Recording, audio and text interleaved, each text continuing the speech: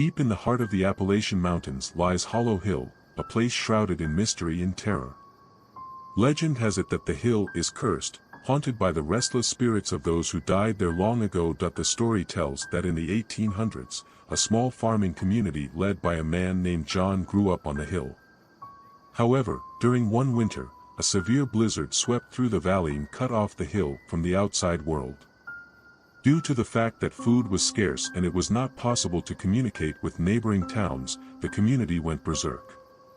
As the weeks turned into months, whispers of strange events began to spread. People claimed to have seen moving shadows in the dark, heard eerie whispers in the wind, and felt icy fingers rubbing against their skin in the dead of night. Then, one by one, the residents of Hollow Hill began to disappear. Some disappeared without a trace, while others were found dead with their bodies twisted in unnatural poses.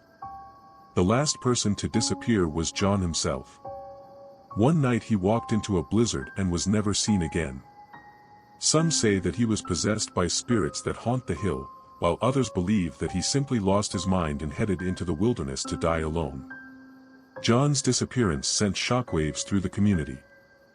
Some believe that his fate was decided the moment he stepped outside of that fateful night, when he was destined to join the ranks of other lost souls lost in the icy wilderness. Rumors began to circulate that John had gone mad because of the relentless howling of the wind and the constant whispers of the spirits that haunt the hill. They said that he was convinced that he could communicate with the dead, and they called out to him, asking him to join them in the afterlife. Others whispered that John had been tricked by something far more sinister. They spoke of a shadowy figure lurking at the edges of the ensemble, his eyes twinkling with an otherworldly light. Some have claimed that this figure was a demon sent to take John's soul as the payment for society's sins. Over the years, the legend has grown. Some have claimed to have seen her ghostly figure wandering the hillside on stormy nights, her eyes blank and filled with sad longing. Others reported hearing his voice in the wind and calling for help that would never come. The mystery of John's disappearance remained unsolved for a long time.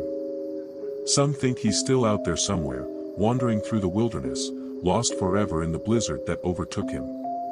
Others believe that he has finally found peace, that his soul has merged with the other lost souls that haunt Hollow Hill.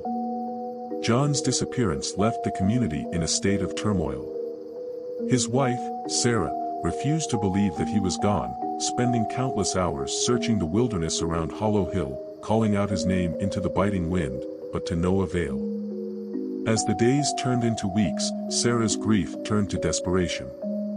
She became convinced that John was still out there, lost and alone, waiting to be found. She would often wander out into the blizzard, heedless of the danger, driven by a fierce determination to bring her husband home. But as the harsh winter gave way to spring, hope began to fade. The community held a memorial service for John, laying an empty casket in the ground as a symbol of their loss.